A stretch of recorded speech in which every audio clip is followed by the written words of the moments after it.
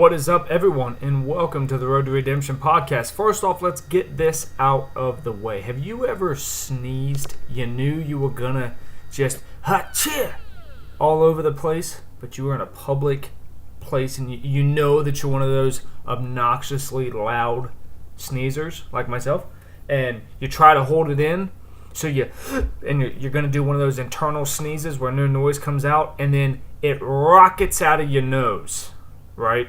Rockets out of your nose because your internal body knew that if you tried to keep that sneeze in, your heart was going to stop. You were going to die. Guys, welcome. Road to Redemption podcast. Here we are. Today's episode is going to be things that I'm passionate about. You know, sometimes I go off on these tangents, right? The last one, I think a lot of people were like, "Oh, I didn't like that. I didn't like the way that Cam said that. I don't like that he said that I can't be like Gary Vee." Well, guess what? It's how I think. This is my podcast. A lot of different interesting things that I've been checking out, right? So the big one that's really, really been on my mind hard, it was a connection I made the other day, was big pharmaceutical companies, right? So, you know, you hear them. You hear them while you're watching the TV. If you crazy kids are still watching, like network television. The biggest one that I noticed was, so at work, at my new job, they have Fox News on pretty much all day. That's just what they like to listen to. I mean, you know, it's a medical office building type setting, so that's typically what's on in those things. And what I noticed, it happened to be the other day after the Texas school shooting happened, right? So the Texas school shooting, obviously this person is mentally deranged. They have so many issues. And I had caught a comment from I think it was the police sheriff of that town that right outside of Houston. And he had said something like they had been previously warned about this individual once before, and nobody had... they had failed to keep tabs on him, pretty much. They had been warned about this guy. They knew that he was mentally unstable. They had warning signs before, this, that, and the other. But nobody ever mentioned his mental state, which you guys know I talk about all the time. Anxiety, depression, yada, yada. And then I look, and as soon as they cut to commercial, the next 3 commercials were all different pharmaceutical companies. One was for depression, one was for like low blood sugar, low blood pressure, the other one was for like hepatitis. So I was like, oh, that was interesting, you know, that they led off after talking about a school shooting where someone's obviously mentally ill. The very first commercial, I think, was for like an antidepressant. I was like, interesting. So I kept watching, obviously, breaking news. They kept talking to different people. They had the guy in custody, this, that, and the other. Boom, commercial break. Major pharmaceutical company.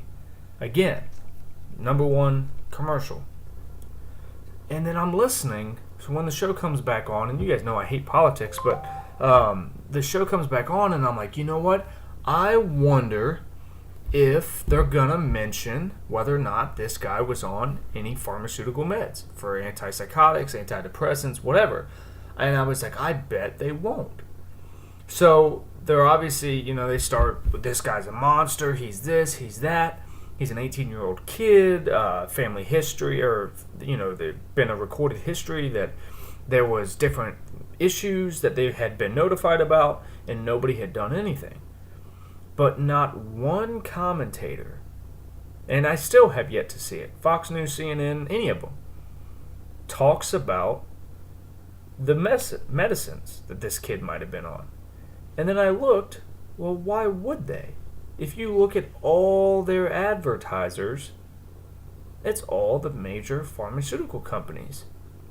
Who's to say that those networks, I absolutely think that they are, that those networks aren't being paid heavily, because they're obviously being paid by the pharmaceutical companies, they're advertisers on their network, to go, hey, whatever happens in the news, you can put it on mental illness, you can whatever, but do not bring up the meds he was on. Don't even cover it. Don't go there. Because if we start, if it starts coming out that it's some of these meds that are causing these people to do these things. That's not going to be good for our business. Your funding goes down. It's bad for everybody. Okay, we'll keep it hush-hush. I know. Crazy. Guys, my mind is blown. For those of you guys that have followed me for a while, you know that I don't take any medicines at all. I don't even take Tylenol when I get a headache. I just don't. I don't agree with putting that stuff in your body unless it's literally a life or death situation. I just don't. I don't do it. And that's not knocking people that do. I just think that it's such a money game. I think the cure for cancer, the cure for AIDS, I think the cures are all out there. I think that the big pharmaceutical companies are such a money. It's a bank that's why the cure hasn't been put out. There's tons of different studies that show like cannabis aggressively attacks cancer cells. That even like lemon infused water does a number on like cancer cells and things like that. And I'm not one that I believe like vaccinate your kids, stuff like that, but definitely not with these big pharmaceutical medicines. It's kind of a faux pas of mine. And then when I put those two and two together, I was like, wow, that would make a ton of sense as to why people, you can see it on Facebook, I'm not the first one to put two and two together, that pharmaceutical meds are definitely an issue in this country, that all the people that suffer from mental illnesses, they're put on these antipsychotics and the antidepressants, and you always hear it at the very tail end of all this, may cause suicidal thoughts and or actions. If you get to feeling this way, contact your doctor immediately. So they know that those things are there, that that's a possibility, that you could become suicidal, homicidal. Like, it says it right in the back end of their right after they say, hey, take Xanorexia or whatever the hell the name of their thing is. They then list off that whole rambling anal leakage, suicidal thoughts, homicidal thoughts, suicidal actions, and you're like, why in the world would you take this stuff when you want help? And I completely understand wanting to help, but then you just see the horrible side effects, but nobody ever talks about it. That these people are obviously mentally unstable, that are doing these horrible things, but nobody talks about the meds that they're on. Nobody talks about how many times did they go back to the doctor and say, hey, doc, this thing's not working. He's not getting any better. Or, this kid was 18 years old. I truly don't believe that this kid knew that what he was doing he thought it was normal. He knew. Now, there's been things that have come out that have said, he was planning on killing himself and he chickened out at the last second. I'm not really interested in the politics of it all, to be truthful. Lives were lost. Teenage lives, young adult lives were lost, and that's a tragedy. So I really don't care what his intentions were. And truthfully, I didn't hear him say it, so I don't know how much I believe any of it anyway. If I didn't literally hear him say it, I don't trust the media that much. And again, I look at it as, what other agendas do they have? What are they being paid not to talk about? What are they being paid not to cover? Especially when the big pharmaceutical companies are obviously the majority of their advertisers. I just think that was funny. So that, I'm not going to go off too crazy on a tangent on that, but it was just kind of something. I was laying in bed the other night and I was like, you know what, I am going to bring that up on the podcast just because I think it needs to be said. If the mainstream media won't cover it, I think it's up to at least us as the people to acknowledge the fact that, hey, maybe there's a little bit of a connection there. I made another note. It said TV networks numbers / social media algorithms. I don't honestly remember where I was trying to go with that or where my mind was. That's kind of one of the problems. I remember typing that one out. Sometimes what I'll do is if I have a thought and I'm like, wow, I really want to cover that, I make a little note. And I remember when I thought that one, I was like, man, I really want to write that one down. I was already in bed. The lights were off. And I was like, I don't want to roll over and type that one out.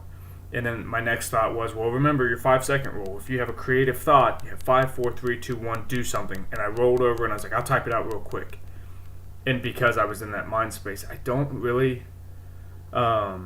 remember where I was going with that one. I mean, it kind of makes sense a little bit. Apparently, it's going to rain.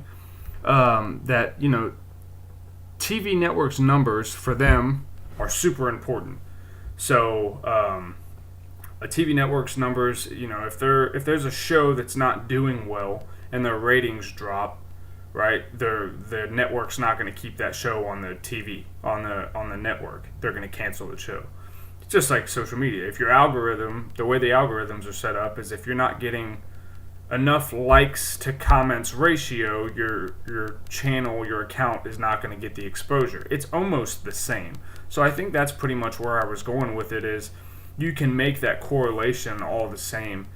So on a TV network, they get their funding through advertisements like Coke, Pepsi, iTunes, whoever you see a commercial for, all the cars, the pharmaceutical companies, everybody that has a commercial, that's where they get the majority of their funding from. And on social media, the funding for the TV networks does not affect their outreach. Now, obviously, if a show does better, more people are going to talk about it. That's why Big Bang Theory is so big. It's universally loved. I don't think I've ever met someone that's like, I don't like that show. It's just not that funny. I think everyone knows it's an amazing show.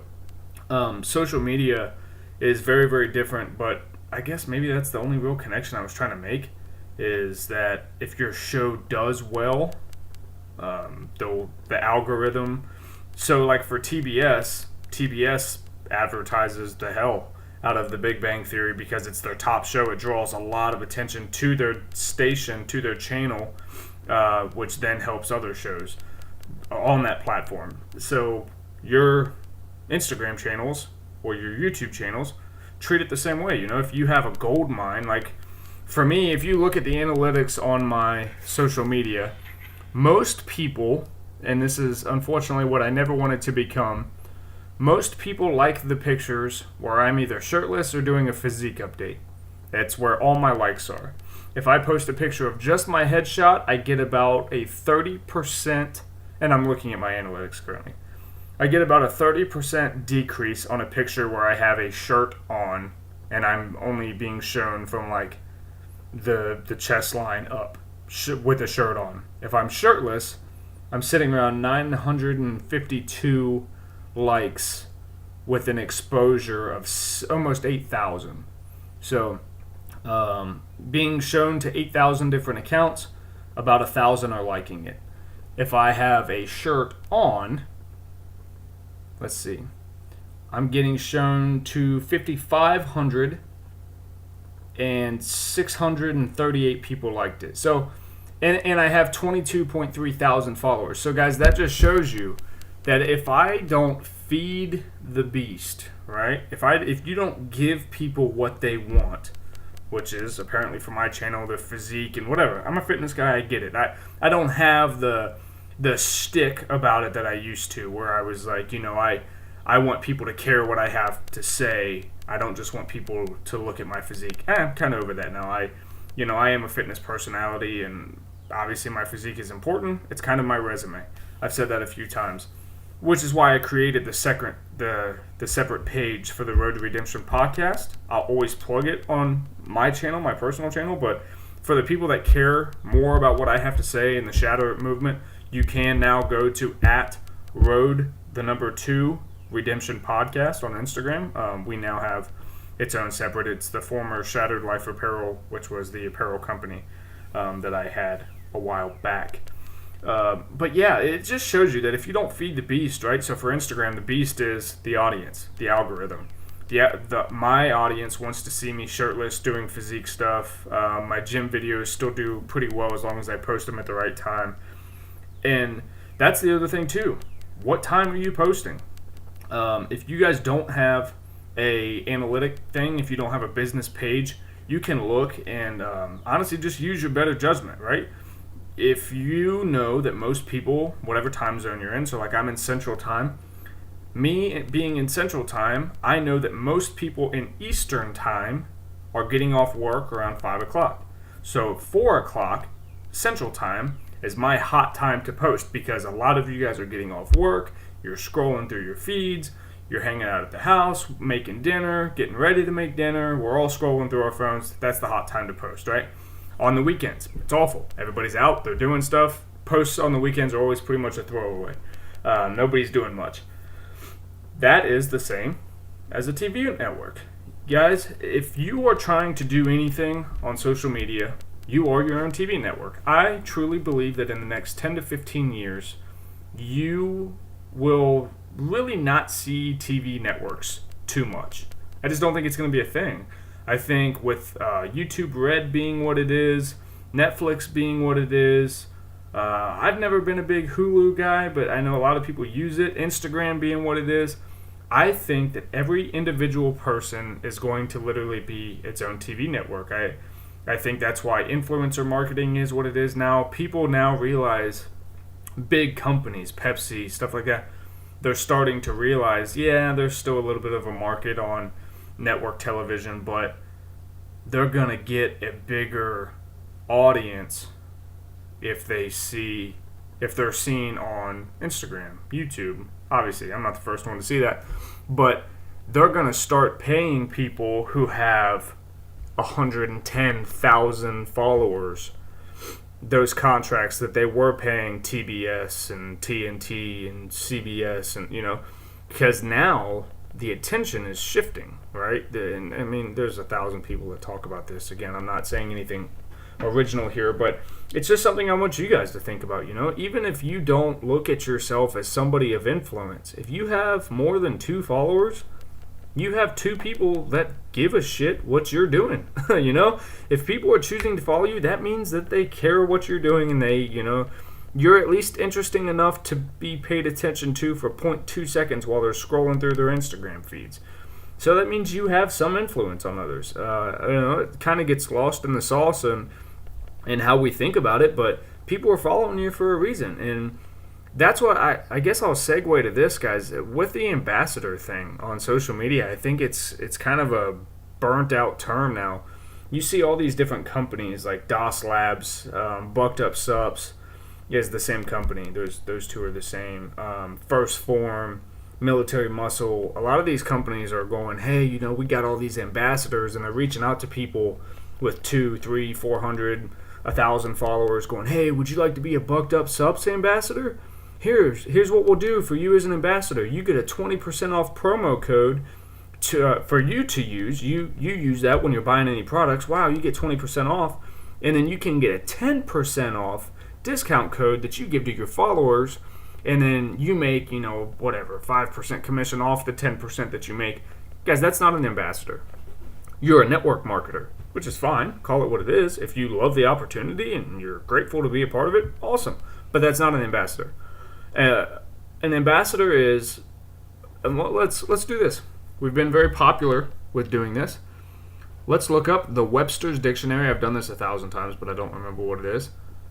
Define an ambassador. The way that I always do it is I just Google it like everybody else. Like I needed to say that. Define ambassador. An accredited diplomat sent by, that's not it. A person who acts as a representative or promoter of a specified activity or company. So, you're acting as a representation for that company. Yeah, sure, whatever. But you're still a customer, right? They haven't given you anything, because that's how an ambassadorship works. I see the value in you and in your channel, and I would like to use it to market my product, right? So we're going to give you supplements, we're going to give you apparel, we're going to give you whatever, because we see that your audience is valuable enough, we value you enough, and the impact that you have on these people, we think that they'll buy the product from you saying that you use it. If they're telling you, hey, you still buy my product, and then you peddle it to your followers, now you're just a customer who's a network marketer. You're buying a product to turn around and resell it to make a small commission. That's network marketing. It's not an ambassadorship. I've said this 1,000 times. Now, I've actually spoken with Military Muscle, and they have a ton of different reasons as to why they do that, They donate a ton of money to different charities. They do different events. That's why they don't give their ambassadors things right off the rip. I think they can earn like a free shirt every month or something if they do so well or something like that. My point being, don't protect your brand. That's what I want to say. Protect your brand. I've worked with a few companies, not a lot. I've worked with a few companies over the years, and when it comes to that, I probably could. I probably could turn around and go, hey, I'm willing to do this, that, this, and that. What product would you send me? There's 1,000 companies that will do that. What I like to do is I like to work with companies that I believe in, and there has to be a trade-off here, right? So I usually work with companies whose following base is smaller than my own, and I want to help bring them up the best way that I can, and I try to teach them what I know about marketing and sales, and really just build a good relationship. So that way, when I succeed or they succeed, we all succeed. And then there's companies like bodybuilding.com who they don't need me, they don't give me anything. That is a tool for me to where that can really, being a part of that brand can take my brand and who I am as an influencer to the next level. There's a lot of opportunity there. They don't give me anything, but at the same time, if I don't use a product, I don't say I use it. I don't, a lot of these companies are like, well, you need to make one post a week with this hashtag and put this in your description. I don't have any companies in my description anymore. That's my brand. If I choose for whatever reason to ever stop working with a company, I'm not putting it up in my bio anymore. If that's a fundamental thing that a company requests, I won't work with them anymore. Because at this point in my career, nobody pays me a salary. There's not a salary given to me by any of these companies that make it to where I don't have to work a 9 to 5. So my brand is me. I am Kane Williamson. That's me. So when you guys get things from me on my social media, you're getting me. You're not getting anything peddled by a company.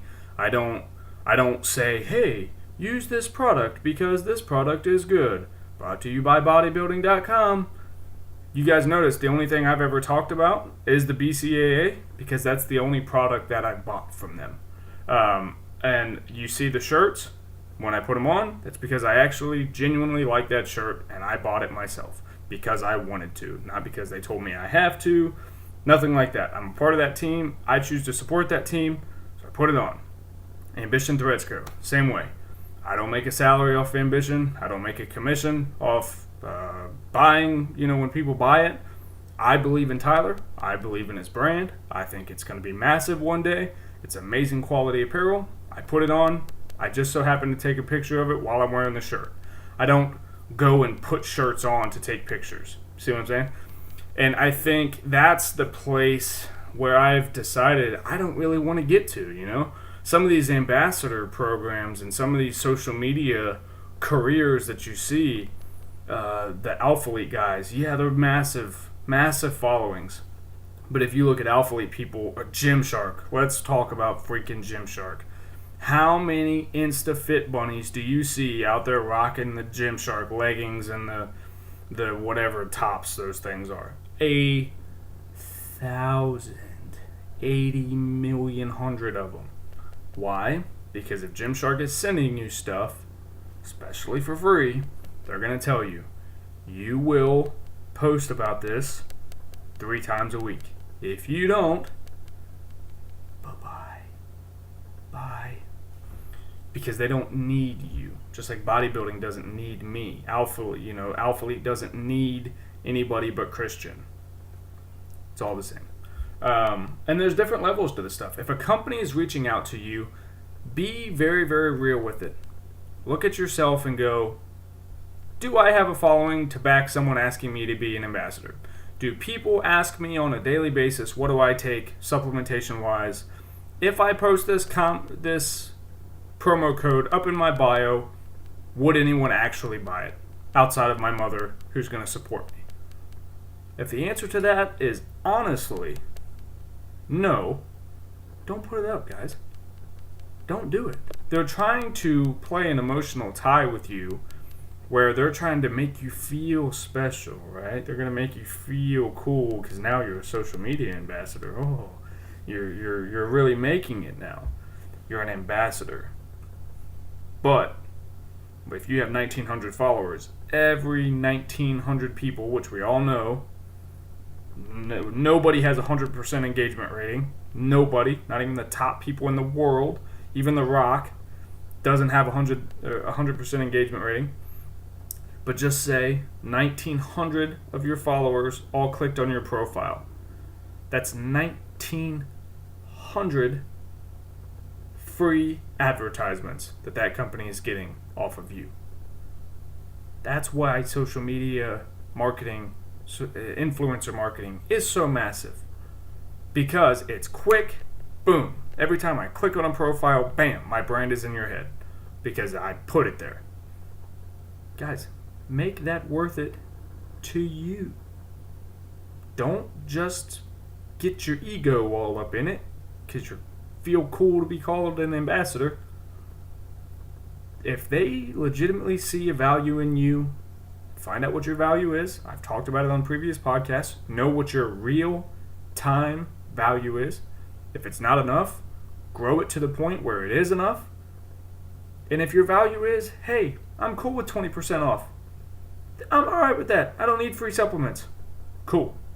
And sometimes that works for people. Hey, 20% off is enough for me. I make enough money. I can buy my own supplements. I actually really like Bucked Up Subs.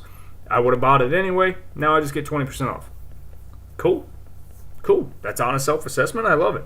I'm just saying, don't allow companies to use and abuse you for their own marketing. You think that Bucked Up Subs doesn't have enough money to send out a free BCAA every month? Absolutely they do. They have tons of money. They're one of the top selling supplement companies right now. I don't like them because their caffeine makes me jittery, so I don't use it. But I know 1,000 people that like them. Ghost Lifestyle. They're one of the biggest companies right now because of their ambassadors. They release a signature series line for Max and Christian, and because they knew that they have the influence to buy them, they sell out within an hour and a half every single time.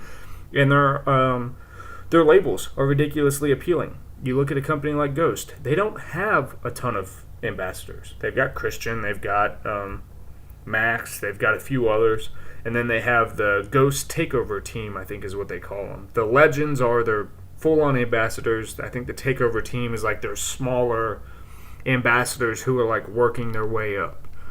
But you see, like Ghost isn't going out giving everyone a promo code. Why? Because they don't have to. They don't have to. And they protect their brand as much as you should be protecting yours.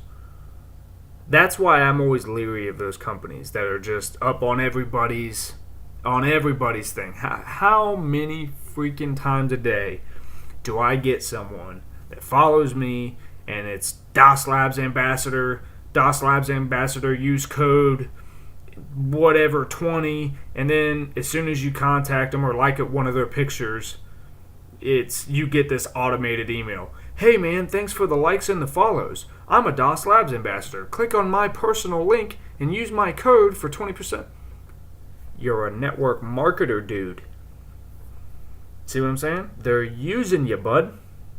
So, off my rant. I know a lot of people don't give a shit about being a social media ambassador, but for the ones that do, there you go.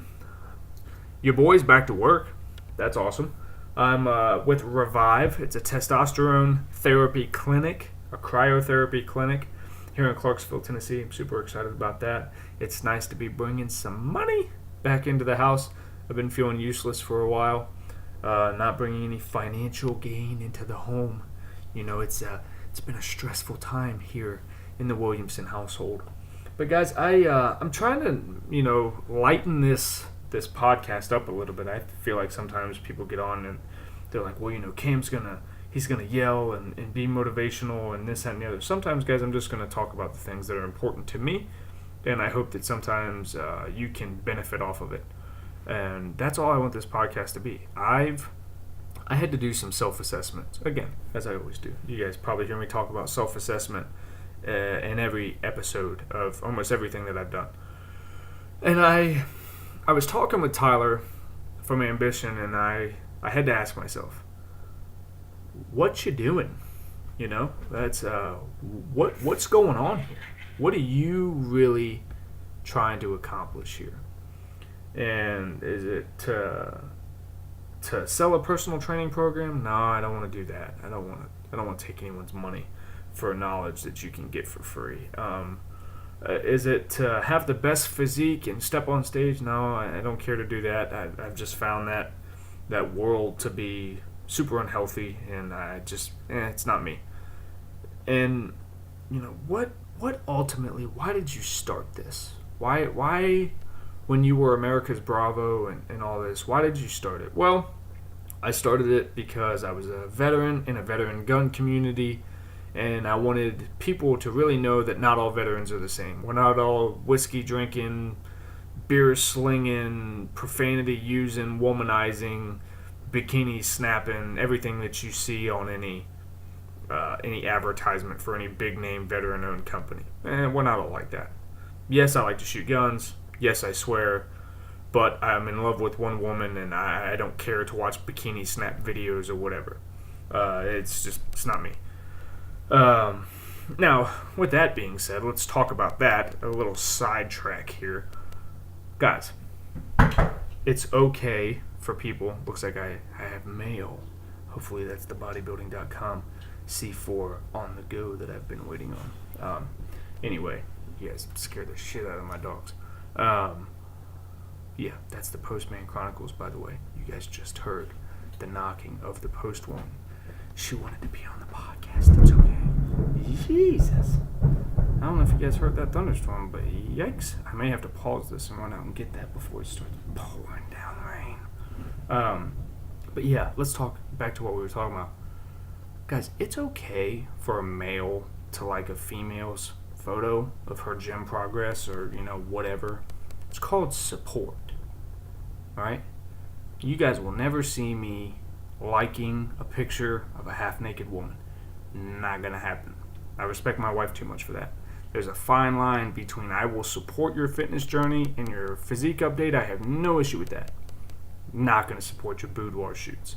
And that's just because, like I said, I'm in love with one woman, and I feel it important to respect her with my actions, even while I'm browsing through the social media confines. Okay, why am I doing this?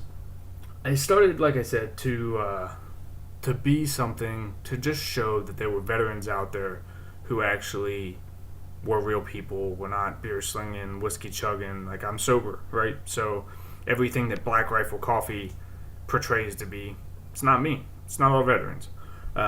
I do like to shoot guns. I believe in the Second Amendment, but it's not my entire life. I think it's a very negative field. I think it's completely biased one way, and I just don't believe it promotes the health and well-being of our country to be so radical one way. So where am I at now? I'm in fitness. I started wanting to really be a social media ambassador and social media influencer and a personality on the internet because, one, I love entertaining people. Comedy is one of my favorite things in the world. I like to make people laugh. I like to make people think. And as I grow as a person, I think, that's why I keep coming back to podcasting. I love to just make people think. If I can make you think, and I don't want to tell you how to live your life, right? That's not my goal. But if I can say something that makes you go, oh man, I never thought about it like that. Or, I can inspire you to be a better version of yourself somehow. Or if I can inspire you to finally take the step in chasing whatever dream you have, whatever that is, cool, do that. Where I may never talk about the thing that you dream of being, if something that I say can spark that in you, alright, then I've done my job. So that's, I don't know what label you put that under, and I'm not a big one on labels anyway, but I guess when it all comes back to it, like, what do I want to accomplish out of this? I want to change people's lives for the better. In whatever way I can do that, great. It may be through my podcast. It may be through my fitness journey. It may be through me as a husband and as a father. I don't know. I'm just me. Whatever you want to call that, great. I just want to be a guy that you respect enough to go, hey man, that's a guy you should listen to. He's a cool guy. I really like the way he thinks about stuff. Is that egotistical? Maybe. I don't know. I feel like if I'm going to make an impact on the world, this is how I'm going to be to do it. And, if nothing else, if I do this my entire life, which I intend to, and I never, make any financial success off of it, maybe it's just something cool that my kids find. And, 30 years from now, they find, wow, my dad did all this stuff, and he had his own kind of TV network on the internet. And when I'm long gone, they can all, come back and find it. Who knows? We don't know what it's all about, but if I can impact people in a positive way and I can make you think and be more of a loving and caring individual who chased your dreams and really, because of me, you feel like you got more out of life, and if somehow I can make that into a career, awesome. If not, I have a 9-to-5 job and I'll provide for my family either way. So that's really what I came down to.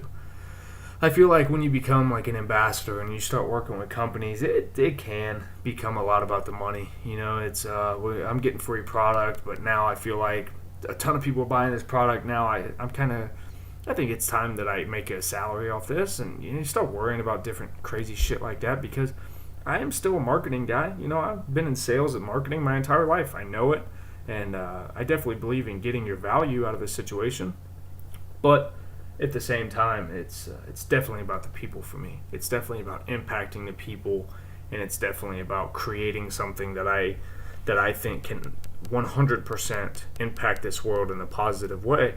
And the best way to do that is just to talk to you guys and give you my thoughts and my feelings on stuff. And with that being said, I'm going to wrap up this podcast. The best way that we can inspire the world and change the world is if this thing grows. So if you guys like this, please click share. You can share it on all social media platforms. Right now, you can screenshot a picture of it, post it on Instagram, post it in your story, post it in your timeline. I really don't care. If you like it, please share it. You can share it on Facebook. You can share it on Twitter. You can share it anywhere. YouTube has the amazing thing that you can go through and share it on pretty much every platform you have. If it's something you enjoy, if it's something that you feel could use some work, let me know. What would you like to see change about it? I'm always open to listen. I don't get my feelings hurt about it. And if you're a first-time listener, I really, really appreciate it. You guys can go back and watch all the previous episodes we have. I think this is number 8 now. So big episode 10 is coming up here probably by the end of next week. We should have episode 10 up. And I just want to thank you guys for everything that you do. Go ahead and give this video a thumbs up if you liked it. That's how they find us throughout the different social media apps. I'm going to go find out what's at the door. And you guys will see that on the Instagram, whatever that is. I hope you guys know how much I love you, how much I appreciate every single one of you that listens, even if it's just one person. If you're hearing me say this right now, know how much I love and care about you. Check in with you guys later. Peace.